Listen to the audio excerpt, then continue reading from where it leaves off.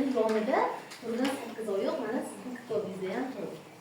Demak, sakkizoyoqlar tanalari yumshoq shaklda bo'lib, bo'rtib chiqqan katta ko'zlari va 8 ta uzun qo'llari bo'lgan dengiz jonzotlaridir. Ularning qo'llari juda baquvvat bo'lib, ularda bir qator kuchli so'rg'ichlar joylashgan bo'ladi. Sakkizoyoqlar dunyoning barcha okeanlarida yashaydi. Ayniqsa, ular tropik iqlimdagi iliq suvlarda yashashni yoqtiradi. Qo'llar va marjonlarning rangiga aralashib ketib, ko'rinmas bo'lib qolishi uchun o'z terlarining rangini pushti, ko'k, jigarrang yoki yashil ranglariga o'zgartirib olishim ham mumkin.